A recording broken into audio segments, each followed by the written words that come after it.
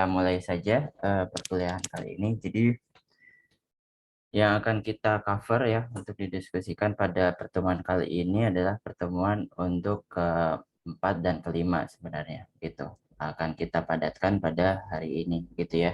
Karena saya rasa penting untuk disinkronuskan saja gitu ya. Nah, jadi untuk pertemuan 6 dan 7 nanti pertemuan ke-6 akan asinkronus. Kemudian minggu depan pertemuan yang ketujuh kita akan sinkronus gitu. Baik, kita akan mulai saja perkuliahan kali ini. Jadi topik yang akan kita bahas pertama adalah physical properties of porous media gitu ya. Oke.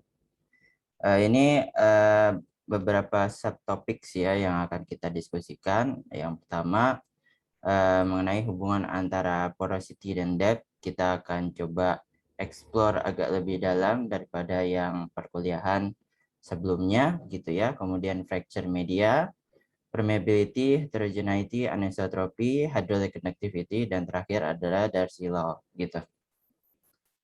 Oke, ini mungkin bahasan yang kemarin ya, ini agak merefresh sedikit ya mengenai properti dari porous media gitu ya. Mengenai apa itu porosity, sederhananya adalah volume dari si pori ya dibandingkan dengan total rock mass dari si batuannya tersebut gitu. Nah ini penting karena sebagai geologis kita berhubungan dengan yang namanya ingin mengetahui ini ya apa seberapa banyak misalkan volume dari hidrokarbon gitu atau sebagai mungkin hydrogeologis kita ingin tahu ya ketika fluida itu diisi oleh air tanah begitu. Nah, ini engineers biasanya menggunakan fraction ya, fraction. Jadi misalkan kalau geologis kan ini ya lebih sukanya menggunakan persen ya. Misalkan porositasnya 30%. Tapi engineers biasanya 0,3 gitu, esensinya sama gitu. Dan kemudian kalau misalkan di carbonate reservoirs itu dia biasanya range-nya, porosity-nya itu 1 sampai 35% gitu. Nah, harus dibedakan ya. Saya ulangi lagi mungkin harus ditekankan porositas berbeda dengan pore space ya. Porositas itu adalah nilainya gitu ya. Kalau pore space adalah barangnya gitu ya, barangnya pore space. Jadi pori-porinya gitu. Oke, nah ini contohnya juga di Arab Sea Formation ya. Nah ini kita bisa lihat bahwa perkembangan dari ini ya apa pore space-nya ya. Kita lihat ini bentuknya lebih banyak intergranular gitu. Nanti kita akan coba bahas lebih dalam lagi mengenai carbonate porous media as a porous media di pertemuan selanjutnya ya di pertemuan ke-6 gitu. Nah ini ya untuk porositas ya total atau absolute porosity itu adalah total void-nya gitu ya, total void space dari ini ya di batuan tersebut ya. Dia tidak peduli apakah dia berkontribusi terhadap aliran si fluidanya atau enggak gitu. Ini ya total atau absolute porosity. Nah, tapi kalau effective porosity dia itu persentase dari porositas yang dia interconnected gitu ya. Nah, ini yang akan berhubungan dengan fluid flow-nya gitu ya. Interconnectedness ini yang akan berkontribusi terhadap fluid flow gitu. Nah, ini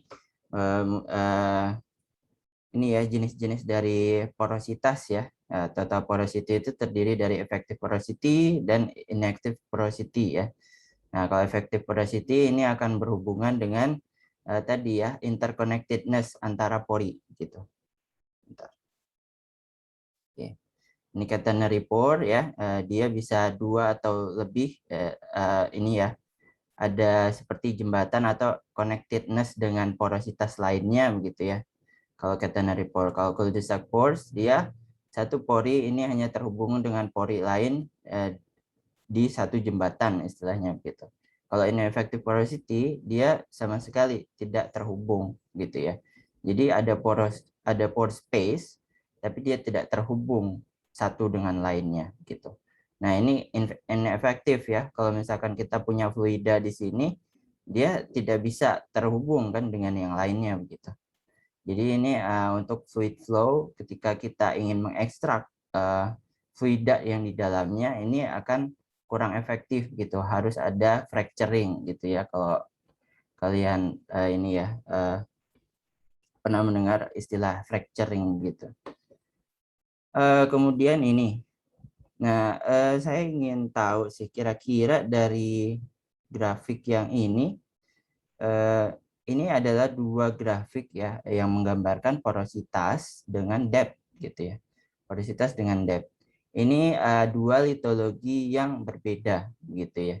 Nah, kira-kira ini mana grafik yang sandstone, mana grafik yang claystone? Ada yang ingin coba berpendapat dulu? Ini porositas total apa-apa, Pak? Iya betul, porositas total. Yang kiri yang claystone, Pak. Kiri claystone, kalau kanan sandstone. Sandstone. Kira-kira kenapa? Karena pori-pori dari claystone lebih baik, Pak. Lebih bagus, Pak, porositasnya. Claystone, gitu. Kalau sandstone? Sandstone menurut saya secara teori lebih kecil sih, Pak, nilai porositasnya. Gitu. Kalau kayak gitu, kenapa kalau di hydrocarbon exploration kita ngincarnya claystone atau shale atau sandstone? Gini, Pak, jadi kalau menurut saya claystone itu porositasnya bagus tapi tidak efektif, Pak. Oke. Sedangkan sandstone itu karena dia butiran lebih besar jadi dia mungkin lebih efektif, Pak. Oke, ya, oke. Ya, betul ya. Jadi yang pertama ini adalah grafik untuk claystone ya, claystone. Nah, kemudian yang ini adalah untuk sandstone gitu ya. Nah, yang harus dicermati ya bahwa sebenarnya kita lihat dulu di surface porosity-nya ya, surface porosity bahwa yang lebih ini ya mencolok ya. Kalau kita lihat ini gambarannya kalau di claystone itu dia bisa sampai 60% ya, 60% porosity-nya gitu ya. Ketika di surface dia belum jadi sedimentary rocks gitu ya. Tapi kalau di sandstone dia relatif ya kisarannya sekitar segini, 35% ya. Jadi belum membatu tapi dia lebih kecil gitu porositasnya gitu ya. Nah, ini yang cukup membedakan antara clay gitu ya dengan sand gitu di surface begitu ya. Nah, kemudian karena overburden gitu ya pertambahan depth gitu ya, dia akan banyak ini ya sedimen yang akan terendapkan di atasnya, kemudian tentunya dia akan terkompaksi ya. Nah, kompaksi antara claystone dan sandstone itu berbeda begitu ya. Kalau di claystone dia cenderung pada awal-awal itu sangat ini ya, sangat lambat perubahannya ya. Kalau kita lihat ya gradiennya ya. Kalau di claystone ya seperti ini. Dia cenderung lambat, misalkan di garis ini aja ya, cenderung lambat. Kemudian dia menukik, gradiennya makin makin ini ya, makin besar ya dengan pertambahan depth gitu.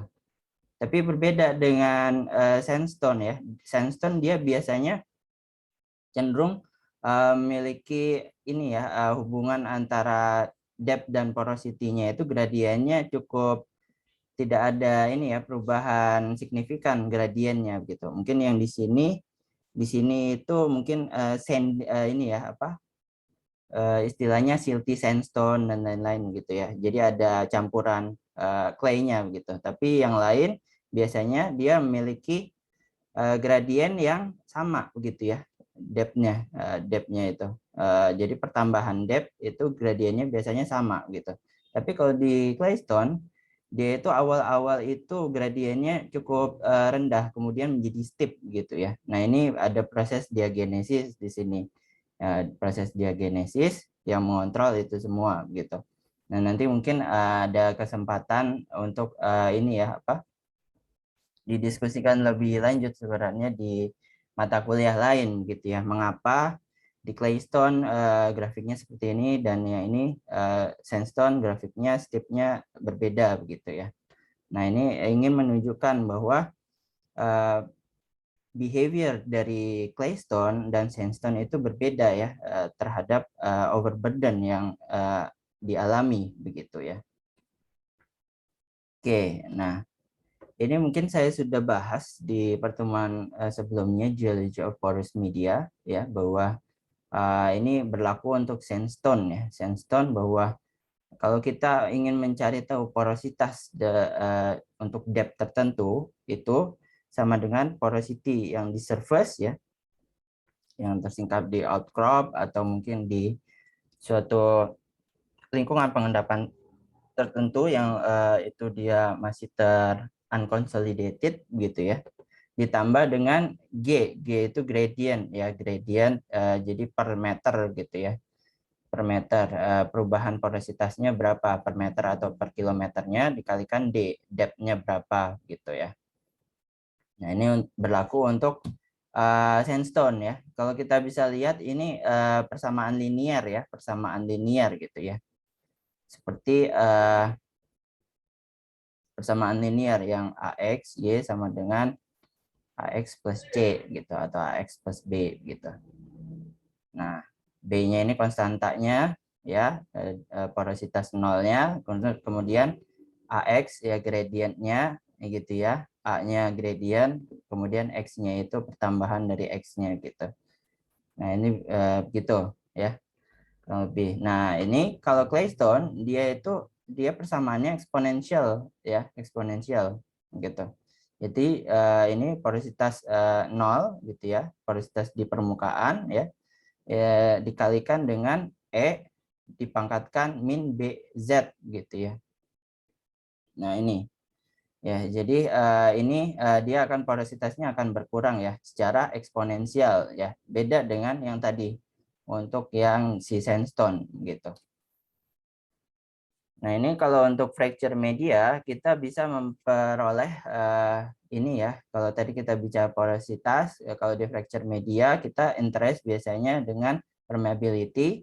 Ya, permeability itu bisa digambarkan dengan cubic law ya untuk memperoleh permeability di fracture media.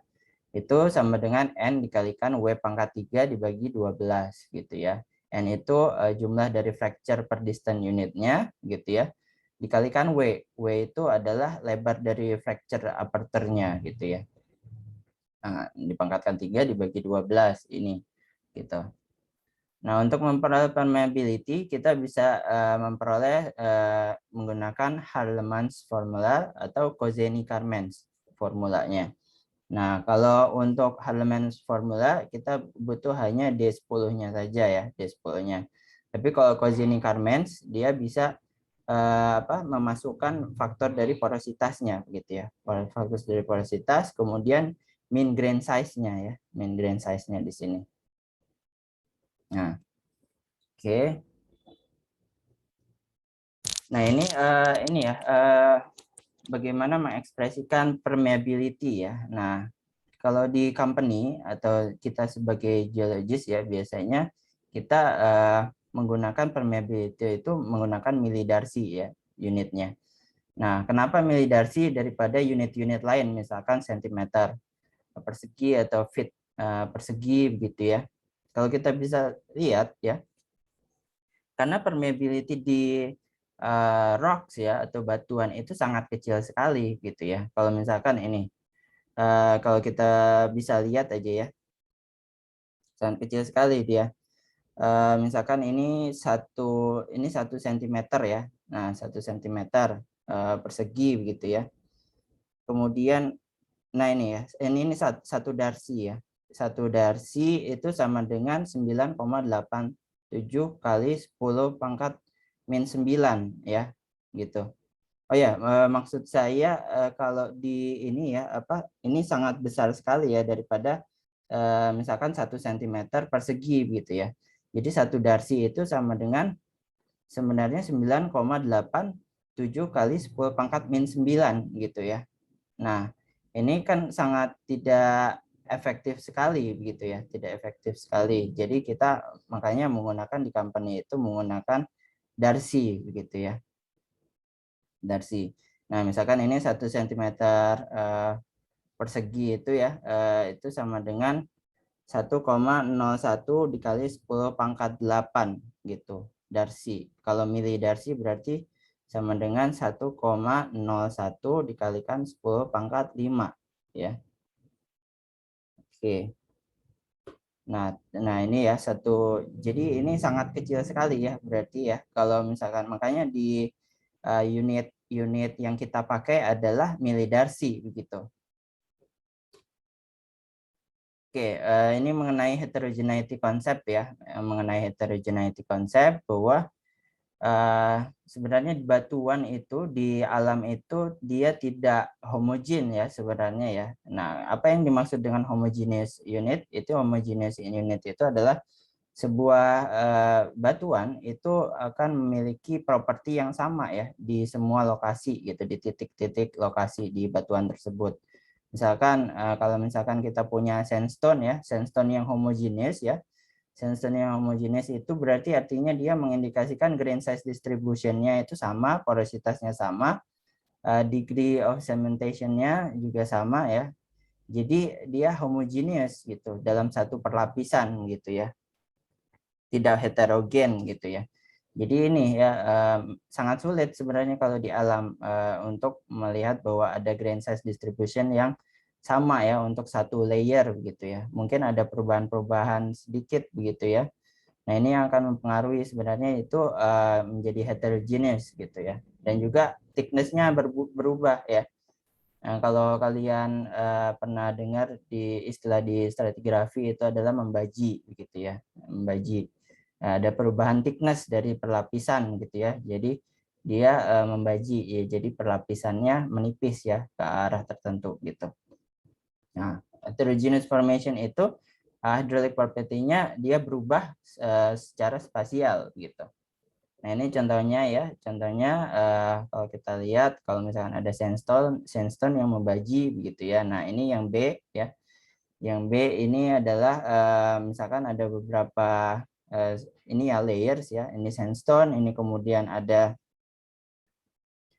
mungkin ini ada partikel yang lebih halusnya begitu ya, tidak semua sandstone gitu ya. Jadi mengakibatkan hydraulic conductivity-nya berbeda ya, K1, K2 dan K3-nya begitu. Nah, ini kalau ada perubahan fasies ya, misalkan perubahan fasies jadi semakin halus ke arah timur ini gitu. Jadi sehingga propertinya berbeda antara bagian yang kiri dan kanan gitu. Nah ini ya konsep dari anisotropi. Jadi kalau misalkan di homogeneous kita concern terhadap materialnya gitu ya. Tapi kalau di anisotropi kita concern terhadap sebenarnya ini ya hydraulic properties-nya gitu, hydraulic properties-nya terutama intrinsic permeability gitu ya. Nah, ini dikontrol apa? Anisotropi itu dikontrol oleh apa? Dia dikontrol oleh banyak hal. Contohnya misalkan diameter dari grain size-nya ya gitu, kemudian dari voids-nya juga gitu. Nah, kalau isotropik ya, isotropik dia geometri dari voids atau ininya atau ruang porinya itu sama ya di berbagai arah gitu ya. Misalkan di sini nanti kita ada ilustrasinya ya. Nah, itu di berbagai arah itu nanti sama ya. Jadi misalkan hydraulic conductivity secara vertikal itu sama, harus sama dengan hydraulic conductivity secara horizontal kalau kita bicara isotropik gitu ya, isotropik material. Tapi kalau anisotropik material itu dia tidak uniform ya, tidak uniform gitu. Nanti kita lihat sekilas heterogeneous ternyata anisotropik ya, gitu kan, sekilas.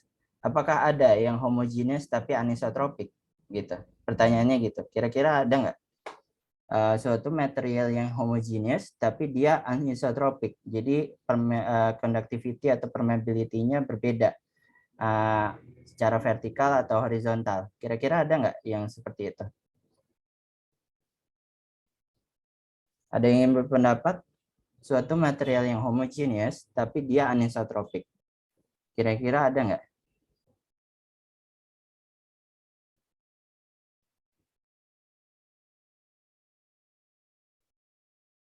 Halo? Saya coba absen deh. Siap. Ada ya Pak? Ya, Fahri, ya silakan. Ada pendapat Fahri. Ada ya Pak? Kayak clay gitu.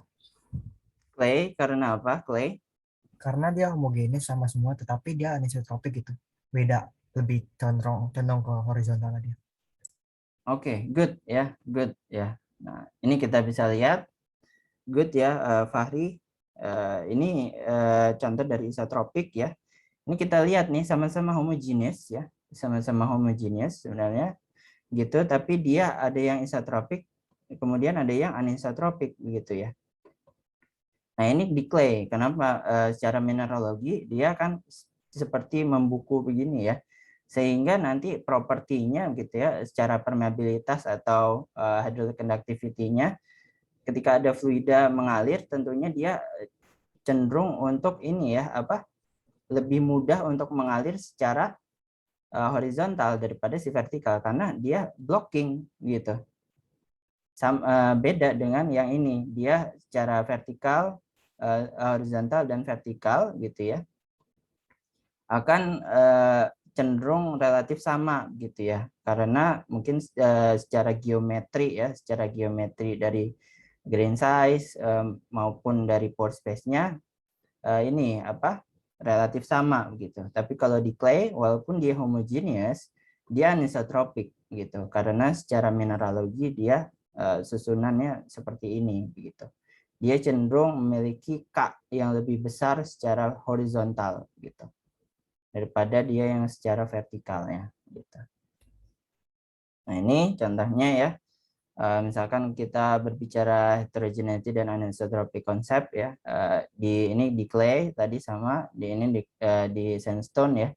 Nah ini confined aquifer ya, ini sama di confined aquifer ya, bahwa dia secara hydraulic conductivity-nya lebih besar ya secara horizontal gitu, karena gitu susunan mineraloginya juga. Tidak hanya di clay sebenarnya, ada satu lagi, kira-kira apa yang menyebabkan ada satu contoh lagi gitu ya yang membuat suatu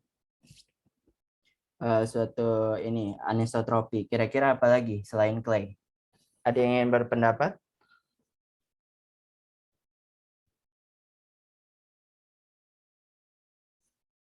Ya, ada yang ingin berpendapat? Coba saya kasih clue deh. Grain orientation. Kalau di sedimen yang bisa mengakibatkan grain orientation-nya memiliki arah tertentu gitu. Ada satu batuan gitu yang bisa mengindikasikan paleocurrent sehingga nanti dia mengakibatkan perbedaan antara hydraulic conductivity atau permeability vertikal dan horizontalnya. Apa kira-kira? Imbrikasi ya Pak? Ya, betul. Imbrikasi. Efek dari imbrikasi biasanya di batuan apa nih?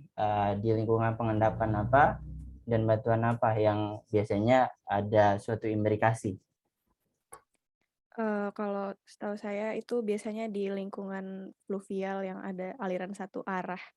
Terus kalau batuannya mungkin batu pasir yang pokoknya yang fragmennya itu dia equine gitu Pak.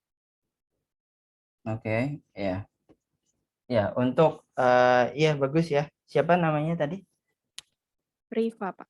Riva, oke, good Riva ya, bisa kita lihat imbrikasi di fluvial gitu ya. Nah itu yang akan mengindikasikan suatu paleocurrent pada saat pengendapannya gitu ya.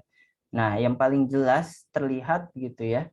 Nanti kalau kalian ada field trip gitu, kemudian punya suatu singkapan batuan konglomerat. Nah itu bisa kalian ukur gitu ya paleocurrent-nya gitu. Nah, itu akan mengindikasikan suatu arus pengendapan purba gitu ya. Nah, itu kan berbeda nanti ya. Karena ada implikasi itu misalkan si konglomeratnya itu begini ya, ini. Nah, artinya si arusnya kan kemungkinan seperti ini gitu ya. Jadi karena condongannya seperti itu, harusnya seperti itu, jadi ke arah kanan gitu kalau ada implikasi. Nah, itu nanti diukur gitu ya di lapangan gitu. Nah, ini yang akan mengakibatkan anisotropik gitu ya, anisotropik di situ. Walaupun terlihat seperti homogeneous ya, terlihat homogeneous, tapi dia karena ada suatu implikasi dia akan mengakibatkan anisotropi pada batuan kita gitu. Oke. Nah, ini ya homogeneous. Jadi asumsi-asumsi yang kita pakai ya untuk perhitungan seluruhnya biasanya kita pakai yang ideal gitu. Kita mengasumsikan bahwa batuan kita itu homogeneous dan isotropik. Padahal di kenyataannya tentunya ini ya real world-nya kita heterogeneous dan anisotropik gitu ya. Jadi pasti ada perubahan grain size di situ, kemudian tentunya akan berakibat jadi anisotropik ya di real world itu. Nah, tapi ada pendekatan lain gitu. Jadi itu ya homogeneous dan anisotropik seperti yang tadi misalkan di imbrikasi atau di clay gitu ya. Dia homogeneous tapi dia anisotropik sebenarnya dalam satu layer tersebut gitu. Nah, ini.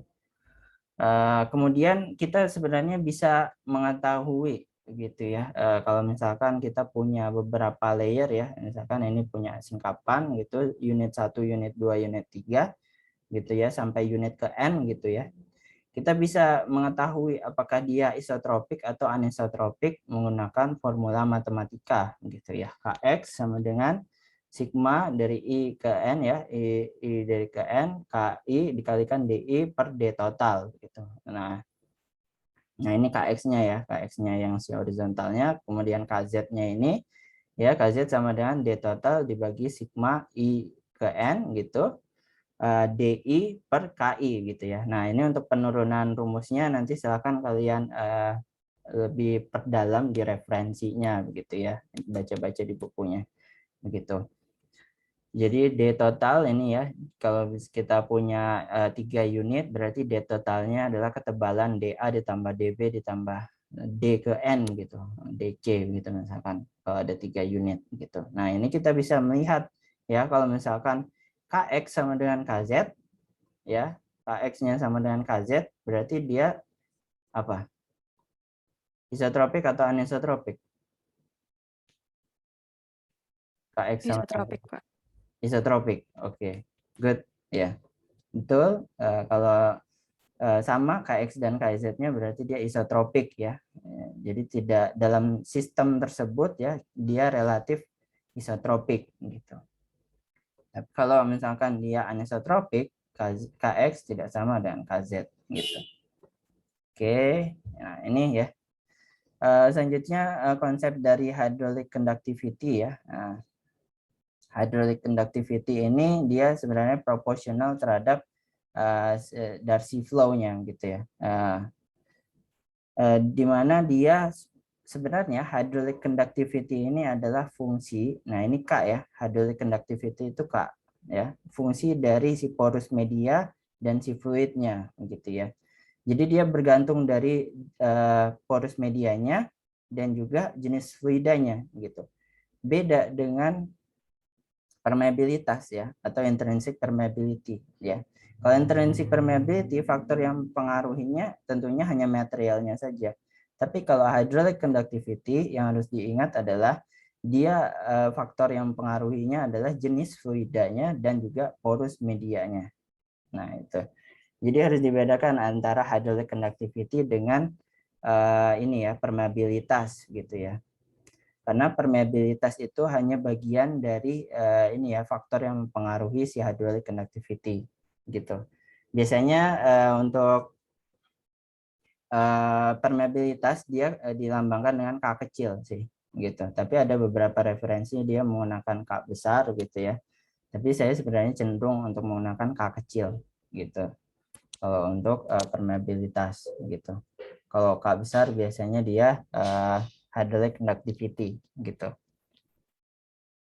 Nah, bagaimana kita mengukur mengetahui ini ya apa hydraulic conductivity ya? Nah, ini bisa menggunakan Hazen method gitu ya, di mana K sama dengan C dikalikan D10 pangkat 2. Nah, D10 ini adalah effective grain size ya. Mungkin kalau di sedimentology kalian sudah punya basic mengenai grain size analysis.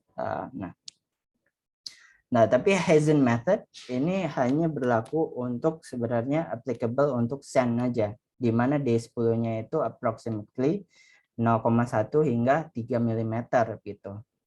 Nah, nanti ada metode yang berlaku secara integral ya untuk grain size yang relatif lebih besar range-nya ya. Nah, Hazen method nih yang harus digarisbawahi ya, hanya berlaku untuk yang D10-nya ya. D10 itu effective grain size-nya itu 0,1 hingga 3 mm gitu. Oke, nah ini ya mungkin saya brief saja untuk menjelaskan ini mengenai grain size distribution curve. Ini mungkin sudah dapat di perkuliahan sedimentology harusnya gitu. Mengenai percent final by weight ya. Nah, ini kita bisa menggunakan sieving method dan hydrometer gitu ya untuk memperoleh grafik ini gitu ya.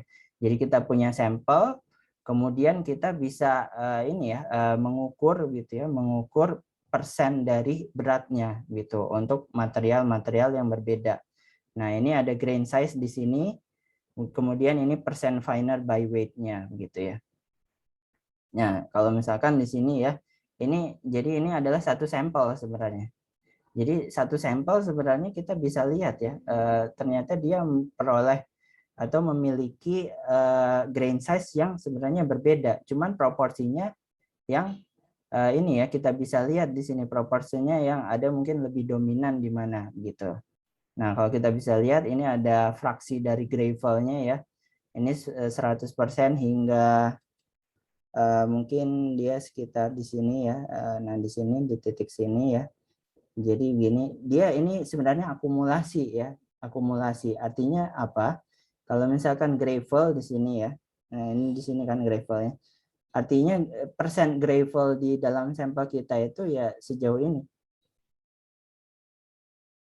Nah, gitu. Dia terakumulasi ya.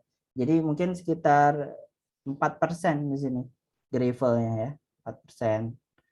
Kemudian nanti dilanjut lagi untuk grain size-nya, grain size yang selanjutnya misalkan coarse sandstone gitu ya, coarse sandstone ini berapa persen gitu dari sini ke sini. Nah, ini ya. Jadi dalam satu sampel ini bisa kita analisis ternyata grain size-nya itu berbeda-beda. Nah, artinya ini dia cenderung heterogeneous ya, heterogeneous gitu. Nah, gitu. Nah, kalau yang tadi kita bisa lihat kan ini D10. Apa artinya? D10 adalah ini. D10 ini yang ini. Kita masukkan nilai dari D10-nya. Di sini. Nah, ini 0, berapa gitu ya. Nah, ini saya rasa ini logaritmik ya, grain size-nya. Logaritmik, jadi kita bisa ukur ini ya di sini. 0,01 di sini, nah ini 0,02 gitu. Ya, coba baca-baca lagi cara membaca logaritmik ya, secara logaritmik. Jadi ini D10-nya adalah 0,02 ya, tinggal dimasukkan ya. Tinggal dimasukkan, kemudian nanti koefisiennya disesuaikan ya, koefisiennya disesuaikan untuk C-nya. Nah, ini untuk yang selanjutnya adalah Shepard formula. Shepard formula ini untuk menghitung hydraulic conductivity-nya ya. Cuman dia tidak hanya berlaku untuk yang tadi ya. Kalau ini kan tadi D10-nya ini kan 0,1 sampai 3 mm ya. Tapi ternyata kalau yang di sini ya, ini tambahan saja, ternyata kalau kita lihat D10-nya ini kan 0,02 ya. Dan dia tidak cocok sebenarnya untuk menggunakan Hazen method gitu. Karena dia D10-nya harus di antara 0,1 hingga 3 mm gitu. Tapi memang harus iniin dulu sih, di apa ubah ya, karena ini kan inch ya, dalam inch harus diubah menjadi milimeter gitu. Nah, kalau misalkan Shepherd formula ini dia bisa untuk grain size yang lebih range-nya lebih besar ya, lebih besar, tidak hanya yang di 10 saja tadi, antara 0,1 hingga 3 mm gitu ya. Nah, hydraulic conductivity-nya ini formulanya gitu ya. K sama dengan C ya. C itu shape factor-nya dikalikan D50 gitu ya. Jadi kita nanti lihat di sini D50-nya berapa gitu. D50 itu juga disebut dengan mean grain size ya, mean grain size. Jadi synonymous gitu dengan mean grain size. C dikalikan D50 dipangkatkan dengan J gitu. J ini eksponensial. Nah, ini bisa dilihat nanti ternyata untuk texturally mature ya begitu, hydraulic conductivity-nya tentunya akan lebih cenderung lebih kecil begitu ya. Untuk yang texturally immature gitu. Dan juga dia berpengaruh terhadap J-nya gitu ya. Jadi kalau kita lihat ya, ini kan ini C-nya nih yang konstanta ya, yang coefficient shape factor-nya. Ini 450 ini C. Nah, ini 1600 ini C. Nah, ini kan dipangkatkan J. Nah, J-nya berarti 1,75 gitu kalau yang di beach deposit gitu. Nah, ini mungkin ada papernya yang khusus membahas mengenai ini, jadi kita bisa tahu ya hubungan antara ini ya, shape factor, kemudian mean grain size, eksponensialnya dengan si hydraulic conductivity-nya gitu. Nah, apa hubungannya antara intrinsic permeability dengan hydraulic conductivity? Nah, ya tadi kita sudah membahas bahwa hydraulic conductivity ini ya merupakan fungsi dari si porous medianya ya, si permeability dari porous medianya dengan si fluidanya. Nah, ini ya yang fluidanya ini. Fluidanya rho G dibagi dengan mu. Rho G ini bisa ini ya biasanya disimbolkan dengan gamma rho dikali G, gamma gitu. Nah, ini ada material-material yang berbeda yang memperlihatkan perbedaan hydraulic conductivity ya. Ini contohnya di unconsolidated sediments gitu. Nah, selanjutnya kita akan bahas mengenai Darcy law ya, bahwa suatu fluida itu pada misalkan di dalam tanah ya, di underground gitu, dia memiliki yang namanya mechanical energy. Nah, mechanical energy-nya itu yang dimiliki fluida di dalam tanah gitu ya. Dia khususnya mungkin kita akan persempit di air tanah gitu ya. Dia akan mengikuti persamaan Bernoulli ya, energi mekanik sama dengan energi kinetik ditambah dengan potensial ditambah dengan fluid pressure gitu ya. Nah, ini nanti penurunan rumusnya nanti silakan lihat di Vetter ya. Nah, ini penurunan rumusnya akan diperoleh dengan V kuadrat dibagi 2G ditambah Z ditambah P dibagi rho dikalikan G sama dengan konstan. Nah, tapi pada kenyataannya untuk aliran air tanah itu V-nya atau kecepatan aliran air tanah itu sangat kecil gitu ya, sangat kecil sehingga nanti diperoleh gitu ya untuk secara energi mekanik gitu dia akan diperoleh hanya Z ditambah HP gitu ya, H sama dengan Z tambah HP. Jadi yang kita lihat gitu ya, ketika kita misalkan memiliki data suatu sumur gitu ya, terus mengukur muka air tanahnya gitu, yang kita lihat sebenarnya adalah representatif dari mechanical energy begitu, mechanical energinya gitu ya. Nah, ketika kita mengukur di dalam sumur air tanah gitu ya, mengukur di dalam sumur air tanah, nanti kita bisa lihat bahwa hydraulic head gitu ya. Hydraulic head itu adalah pertambahan dari elevation head ditambah dengan pressure head gitu ya. Pressure head gitu. Nah, ini ya. Nah, ini yang harus dipahami juga, ini ada yang namanya datumnya gitu ya, datum. Misalkan mean sea level-nya gitu ya. Mean sea level gitu. Jadi hydraulic head ya sama dengan pressure head ditambah elevation head gitu ya. Nah, ini kalau di skala laboratorium kita bisa lihat gitu ya bahwa Z gitu ya elevation head ditambah dengan pressure head itu sama dengan hydraulic head gitu. Hydraulic head. Nah, ini bagaimana air mengalir ya? Bagaimana bisa air mengalir gitu. Nah, oke, saya ingin tanya di sini kira-kira kalau untuk case pertama itu air mengalir dari mana ke mana? Kalau misalkan ini ya, ini misalkan ditutup nih, ini ditutup masih. Tapi kalau ketika ini dibuka gitu ya, kira-kira air mengalir dari A ke B atau B ke A? A ke B ya, Pak? A ke B, Kak. Pak. Oke, A ke B ya. Kenapa kira-kira? Faktor Tekanan tekanan, Pak. hidrostatiknya Tekanan lebih di A lebih gede, Pak. Oke, tekanan hidrostatiknya ya. Ya, PA lebih besar dari PB ya. Nah, apakah itu ya mengontrol bagaimana air mengalir? Apakah dari tekanan tinggi karena kolom airnya lebih besar ke tekanan yang lebih rendah. Nah, coba kita lihat di case kedua. Nah, di case kedua ini tekanannya tetap lebih tinggi ya, hydrostatic pressure-nya. Sementara di B hydrostatic pressure-nya tentunya masih lebih rendah karena kolomnya lebih tipis gitu ya, tidak lebih tebal. Nah, kira-kira untuk case kedua air mengalir dari mana ketika kita buka ininya? dari B ke A, Pak. B ke A. Kenapa kira-kira? Kan harusnya kalau dari case pertama itu hydrostatic pressure ya, dari yang tinggi ke rendah. Tapi ini kok dari yang rendah ke tinggi malah ya. Soalnya kalau bencana berhubungan, tinggi permukaan airnya harus sama, Pak. Oke, ya oke. Nah, siapa namanya? Jonathan, Pak. Jonathan. Oke. Ya. Nah, ini dijelaskan dengan ini ya, apa?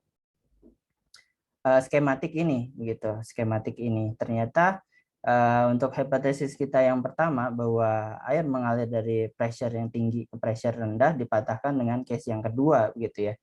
Ternyata pressure ini tidak terlalu berhubungan mengontrol ini ya, mengontrol adanya aliran air tanah gitu. Nah, apa yang bisa kita amati sebenarnya bahwa di A dan di B itu kalau kita lihat adalah mengenai mechanical energy-nya gitu. Di mechanical energy di A itu karena hydraulic head-nya lebih tinggi begitu ya daripada B, dia air akan mengalir dari A ke B gitu ya. Tadi yang konsep hydraulic head gitu. Nah, yang kedua, case kedua ini kita bisa lihat ya di hydraulic head untuk B ini tentunya masih lebih tinggi ya daripada A. Jadi teorinya itu adalah bahwa konklusinya adalah air itu mengalir dari hydraulic head yang lebih tinggi ke hydraulic head yang lebih rendah gitu. Jadi tidak ini ya apa untuk pressure dia tidak terlalu mengontrol gitu ya, karena di case pertama dan kedua ini kita bisa lihat ya walaupun pressure-nya di case kedua ini lebih tinggi ternyata air akan mengalir dari B ke A gitu. Nah, kita bisa lihat ya tadi ya konsepnya untuk hydraulic head ya, hydraulic head itu sama dengan pressure-nya ya. Jadi ini untuk pressure hydraulic pressure ditambah dengan elevation head gitu. Nah, ini sama ya. Kita bisa lihat di sini. Ternyata hydraulic head-nya dari B ke A itu ini ya ada perbedaan hydraulic head di sini. Hydraulic head. Nah, inilah yang menyebabkan suatu fluida mengalir gitu ya. Kalau misalkan ininya hydraulic head-nya sama, kira-kira bagaimana? Hydraulic head-nya sama. Kira-kira ada yang berpendapat apa yang akan terjadi ketika hydraulic head-nya sama di A dan di B? Diem aja, Pak, nggak ngalir. Oke, ya betul ya. Siapa namanya? Lancar, Pak. Lance. Oke, Lance. Ya, good. Ya. Jadi yang menyebabkan air mengalir adalah adanya perbedaan hydraulic head gitu ya. Nah, itu ya kuncinya. Jadi kalau hydrogeologis itu kita harus bisa menjelaskan mengapa ini ya air bisa mengalir ya. Bukan karena perbedaan elevasi sebenarnya ya. Misalkan kebanyakan kita bilang bahwa air mengalir dari tempat tinggi ke tempat rendah, tapi sebenarnya secara keilmuan gitu ya, kita harus bisa bilang bahwa air mengalir dari high hydraulic head ke lower hydraulic head gitu. Karena yang disebut dengan elevation head itu adalah yang Z ini gitu. Yang Z ini. Kalau secara ini ya keilmuan kita geologi ya.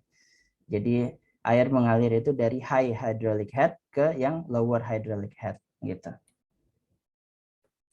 Nah, ini sebuah percobaan ya mengenai Darcy Law ya, hukum Darcy yang dia memperlihatkan bahwa ketika kita memiliki material ya di tabung ini, kita isi dengan material misalkan pasir begitu ya. Kemudian kita alirkan ya air begitu ya. Alirkan air ya karena ada tadi ya perbedaan hydraulic head ya. Hydraulic head antara di sini di tabung pertama dengan tabung yang kedua. Maka ini air bisa mengalir ya dari titik A ke titik B begitu.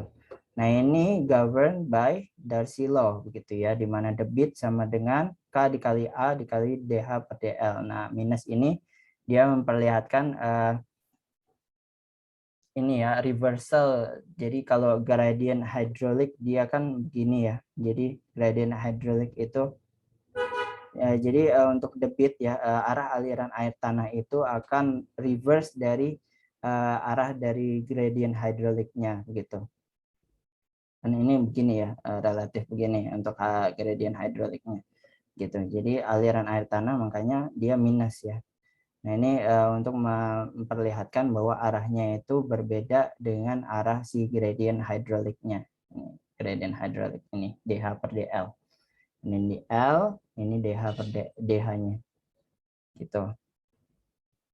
Nah, DH per DL ini hydraulic gradient ya, hydraulic gradient. Nah, ini dilambangkan yang tadi ya, DH per DL ya. HA dikurangin HB dibagi dengan DL ya, panjang atau jarak antar sumur, misalkan sumur air tanah gitu ya. Jarak antar sumur. Kita bisa menghitung hydraulic gradientnya itu dari perbedaan muka air tanah ya, muka air tanah dari sumur 1 dengan sumur 2, well 1 dengan well 2. Nah, jaraknya berapa? Nah, kita bisa hitung hydraulic gradientnya. Nah, itu begitu. Nah, ya, negative sign indicates the flow is in the direction of decreasing hydraulic head. Jadi, decreasing hydraulic head ya. Jadi, intinya dia berbeda arah dari si aliran air tanahnya begitu. Nah, kemudian konsep yang selanjutnya adalah specific discharge atau Darcian velocity ya. Specific discharge itu rate discharge dari groundwater-nya ya per unit area di porous medium tersebut gitu. Ini di formulanya ini V sama dengan minus K DH per DL. Tadi kalau Q kan sama dengan K dikalikan A gitu ya, DH DL ya. DH DL gitu. Nah, Q dibagi A, jadi Q dibagi A itu sama dengan K DH DL. Nah, inilah Darcian velocity. DH per DL. Jadi Q per A atau V. Ya, ini yang namanya Darcian velocity. Ini berbeda ya dengan velocity yang kita umumnya ketahui gitu ya. Ketika misalkan suatu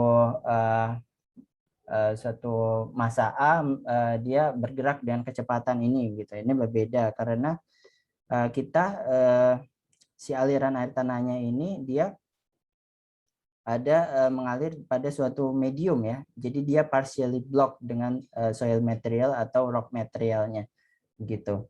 Jadi ini berbeda dengan velocity yang kita umumnya ini ya, umumnya ketahui ya.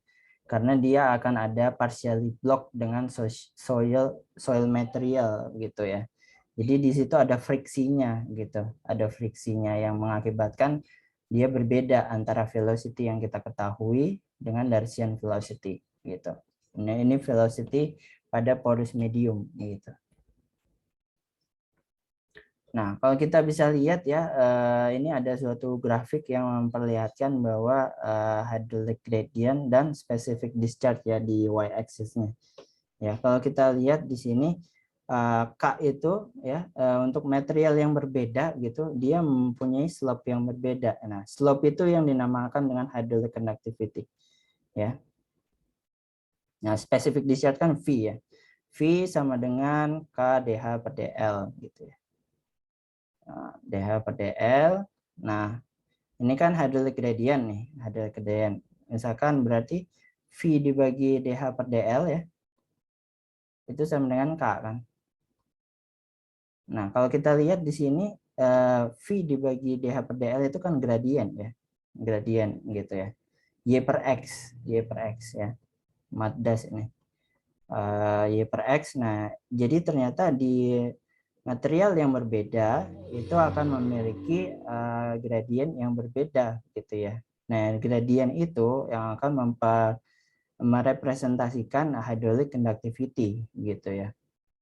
Hydraulic conductivity ini untuk sen A, ini sen B gitu.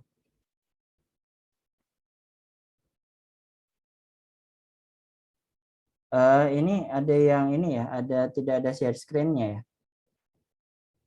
Betul? Masih ada kok, Pak. Masih ada ya. Oke. Iya. Ya mungkin reconnect aja ke Zoom-nya. Siapa tadi? Saya lanjutkan lagi ya. Ini Darcy Law ya, Darcy Law dia. Jadi kalau kita mempertimbangkan yang tadi ya, jadi Darcy Law itu bisa dirumuskan ya secara lebih lengkap dengan ini. Q sama dengan minus CD kuadrat dikalikan gamma per mu dikalikan A DH per DL gitu. Nah itu ya. Tadi yang ini KI ya, KI ya. Kalau ini KI CD kuadrat yang tadi. KI CD kuadrat. Coba nanti lihat di slide-slide sebelumnya untuk menghitung permeabilitas intrinsik gitu ya. Bisa direpresentasikan dengan CD kuadrat. Terus ini adalah gamma. Gamma itu adalah rho dikalikan G gitu ya. Nah ini mu viscosity-nya dari fluida yang mengalir gitu dikalikan A DH per DL gitu. Nah, oke. Ini perkuliahan saya sampai di sini saja. Ini ada beberapa homework yang sedikit lah kalau menurut saya. Nanti silakan kalian kerjakan ya. Nah, ini ada ini ya contoh-contoh soal ya yang untuk diaplikasikan terhadap tadi yang telah kalian pelajari begitu. Oke, mungkin begitu saja dari saya. Terima kasih. Kemudian ada pertanyaan, silakan.